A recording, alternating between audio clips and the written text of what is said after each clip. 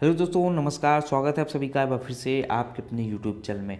दोस्तों, इस वीडियो में हम बात करने वाले हैं यूपीएससी मेंस एग्ज़ाम का सिलेबस और उसके पैटर्न के बारे में, किस प्रकार से इस एग्ज़ाम को कंडक्ट कराया जाता है। इससे पहले मैंने प्रीलिम्स एग्ज़ाम के बारे में थॉरली एक वीडियो बनाया था जो कि अपलोड हो चुकी है दोस्तों। काफ़ी अच्छे व्यूज़ आए हैं, आप लोग उसे ज़रूर देखिएगा। डिस्क्रिप्शन में मैं लिंक दे दूँगा, वहाँ से आप उसको देख सकते हैं। खैर, इस वीडियो में हम बात करने वाले हैं कि यूपीएससी मेंस का जो सिलेबस है और पैटर्न है, इसमें जो है आपको किस प्रकार से तैयारी करनी है, इसका सिलेबस क्या है, इसका पैटर्न क्या है, इस बारे में बात करेंगे। साथ ही दोस्तों, इसमें सबसे इम्पॉर्टेंट जो हम बात करने वाले हैं वो ये है कि यूपीएससी प्रीलिम्स और मेंस, इन दोनों का जो सिलेबस है इसमें कुछ चीज़ें समानताएं हैं। मतलब कुछ चीज़ें जो सेम होती हैं, इसका प्रीलिम्स का सिलेबस मेंस का सिलेबस से ओवरलैप करता है। तो वहाँ पे आपको कौन कौन सी चीज़ें प्रीलिम्स की ही पढ़नी है मेंस के लिए, और मेंस के लिए आपको प्रीलिम्स के दोनों की सेम बुक्स रखनी है।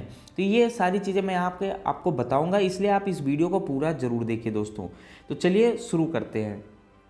तो सबसे पहले दोस्तों यहाँ पे हम बात कर लेते हैं इसके थोड़ा सा पैटर्न के बारे में कि यूपीएससी मेंस, देखिए सबसे अच्छा तरीका होता है मेंस से ही आप तैयारी शुरू कर दीजिए।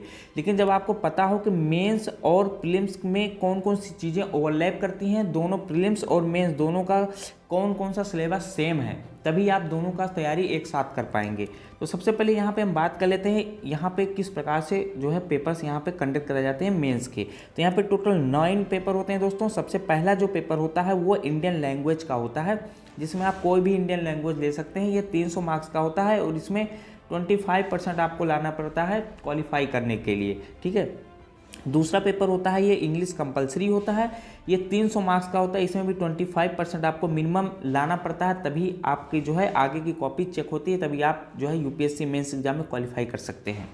तो ये तो हो गया क्वालिफाइंग पेपर, ठीक है। इसके मार्क्स नहीं जोड़े जाते हैं, ये सिर्फ क्वालिफाइंग करने के लिए कंडक्ट कराए जाते हैं, ठीक है। उसके बाद जो आपका मेन एग्जाम होता है, जो जिससे आपको मेरिट बनती है, वो होता है पहला जो पेपर होता है एसए का पेपर होता है, ये 250 मार्क्स का होता है। उसके बाद पेपर सेकंड जो जीएस फर्स्ट का होता है 250 मार्क्स का होता है। तो 4 ऐसे ही जीएस के पेपर होते हैं 250 मार्क्स के। उसके बाद आपको एक ऑप्शनल सब्जेक्ट लेना पड़ता है जिसके 2 पेपर होते हैं 500 मार्क्स के, 250 मार्क्स के 2 पेपर होते हैं। ये टोटल हो जाता है दोस्तों 1750 मार्क्स का, ठीक है। 1750 मार्क्स का टोटल पेपर होता है। अब आइए बात करते हैं थॉरली एग्जाम पैटर्न के बारे में और किस प्रकार से पेपर जो है कंडक्ट कराया जाता है। तो सबसे पहले यहाँ पे हम बात करेंगे एसए की। पेपर फर्स्ट यहाँ पे मेरिट वाले हम जो है पेपर्स की बात करेंगे जिससे हमारा मेरिट बनता है। तो सबसे पहला जो पेपर होगा वो होगा आपका एसए का पेपर। तो एसए के पेपर में आपको 2 सेक्शन करने होते हैं, सेक्शन 1 और सेक्शन 2। सेक्शन 1 में आपको एक एसए लिखना होता है और सेक्शन 2 में भी आपको एक एसए लिखना होता है, ठीक है। तो ये जो एक एसए होता है ये 125 मार्क्स का होता है और दूसरा भी 125 मार्क्स का होता है, यानी आपको 250 मार्क्स में टोटल 2 एसए लिखने पड़ते हैं, ठीक है। यहाँ पे आपको 2 एसए लिखने पड़ेंगे और समय जो होगा वो 3 घंटे का होगा। 3 घंटे में आपको 2 एसए लिखना होगा। अब दोस्तों, दूसरा जो पेपर होता है वो होता है जनरल स्टडीज़ फर्स्ट का पेपर, जिसको हम सेकंड पेपर बोलते हैं और जीएस फर्स्ट पेपर बोलते हैं। तो जीएस फर्स्ट में हम पहले पैटर्न की बात करते हैं, किस प्रकार से क्वेश्चन आते हैं। तो इसमें टोटल जो होते हैं वो 20 क्वेश्चन पूछे जाते हैं, जो कि 10-10 क्वेश्चन के कैटेगरी 2 कैटेगरी में होते हैं। तो 10 क्वेश्चन का एक कैटेगरी होता है, एक सेक्शन होता है, और 10 क्वेश्चन का एक सेक्शन होता है। इसमें आपको कोई भी ऐसा क्वेश्चन नहीं मिलता है, ऑप्शनल सब क्वेश्चन नहीं मिलता है कि आप इसमें में से कोई एक चुनें, ठीक है। ऐसा कुछ नहीं होता। इसमें टोटल 20 क्वेश्चन ही होते हैं और सारे क्वेश्चन आपको करने होते हैं। जो 10 क्वेश्चन ये होते हैं ये 10 मार्क्स के होते हैं और ये जो 10 क्वेश्चन होते हैं ये 15 मार्क्स के होते हैं, ठीक है। तो ये 10 मार्क्स वाले क्वेश्चन को आपको 150 वर्ड में लिखना होता है और इन 15 मार्क्स वाले क्वेश्चन को आपको 250 वर्ड में पूरा करना होता है। यूपीएससी की जब आपको कॉपी मिलेगी तो इसमें आपको 2 पेजेस मिलेंगे और इसमें आपको 3 पेजेस में आपको ये क्वेश्चंस को कंप्लीट करना होगा, ठीक है। तो इस तरह से इसमें जो है क्वेश्चन पूछे जाते हैं। अब जो जीएस फर्स्ट का पेपर होता है, यहाँ पे आपको पहले पेपर में आपको मिलेगा Indian heritage and culture, history and geography of the world and society, ठीक है। अब देखिए ये जो जीएस फर्स्ट का पेपर है इसमें प्रीलिम्स में क्या समानता है वो आप जान लीजिए। देखिए यहाँ पे इंडियन हेरिटेज एंड कल्चर ये भी प्रीलिम्स में है, हिस्ट्री एंड ज्योग्राफी हिस्ट्री में आपको ज़्यादा से ज़्यादा मॉडर्न हिस्ट्री इसमें पढ़नी होगी, क्योंकि मेंस के जो सिलेबस में है वो मॉडर्न हिस्ट्री है।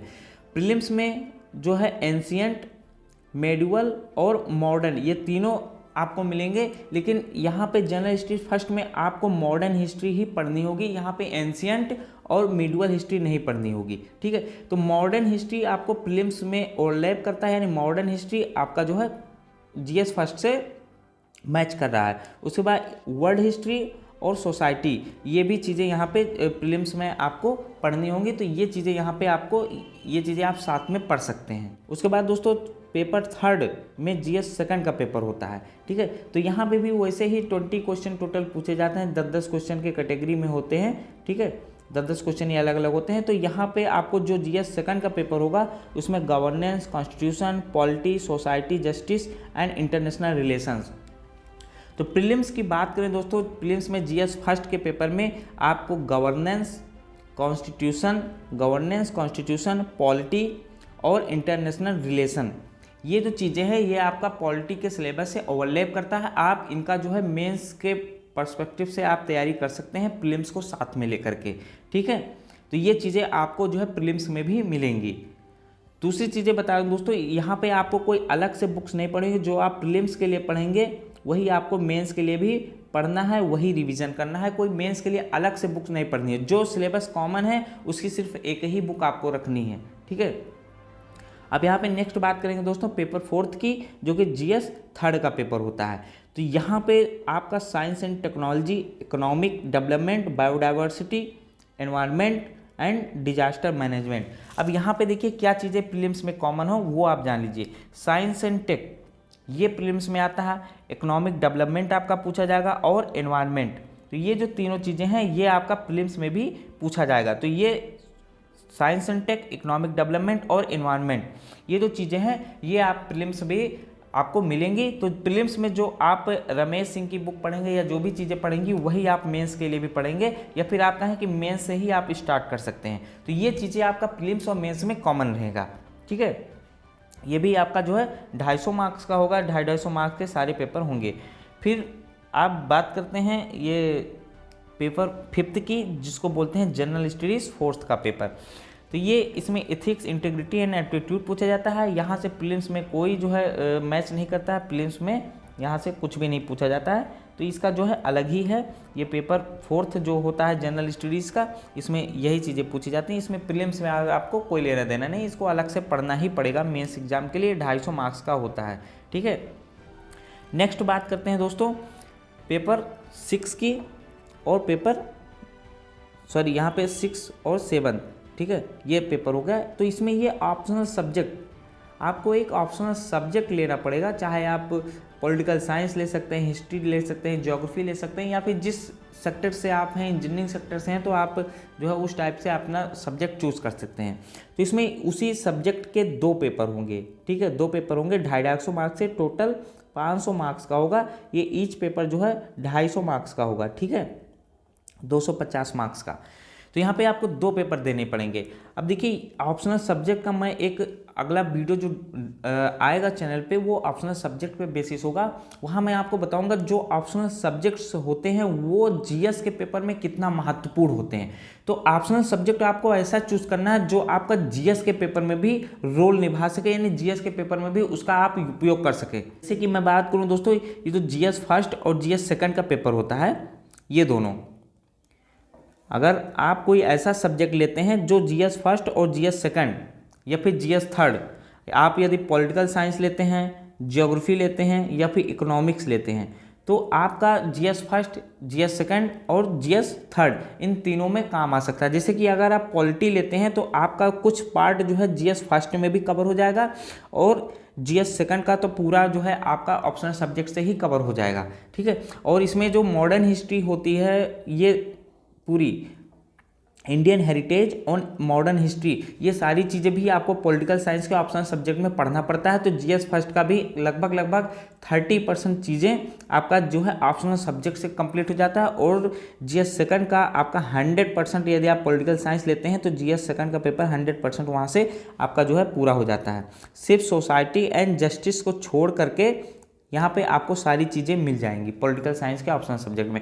तो नेक्स्ट वीडियो में आपको बताऊंगा कि किस प्रकार से आपको ऑप्शनल सब्जेक्ट चूज करना है और सारी चीज़ें मैं आपको वहाँ पे थोड़ी डिटेल से बताऊंगा। तो आज का जो वीडियो था दोस्तों बस यहाँ के लिए, जो टोटल जो हमारा पेपर रिटन पेपर होता है मेरिट के लिए, देखिए टोटल 9 पेपर होते हैं, जिसमें से 2 जो पेपर होते हैं वो क्वालिफाइंग नेचर के होते हैं। इसमें में से जो 7 पेपर होते हैं यही आपका मेरिट तय करते हैं, ठीक है। इसी आधार पे आपका मेरिट बनता है और ये 7 पेपर 250-250 मार्क्स के होते हैं टोटल। तो टोटल हो जाता है इसका 1750 मार्क्स का, ये मेंस एग्जाम का होता है, ठीक है।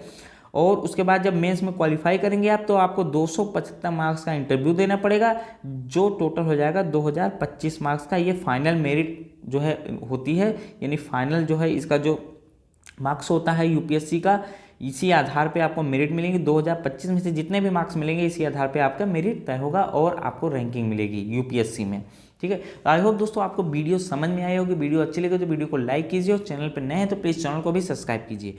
चलिए मिलते हैं नेक्स्ट वीडियो में, तब तक के लिए जय।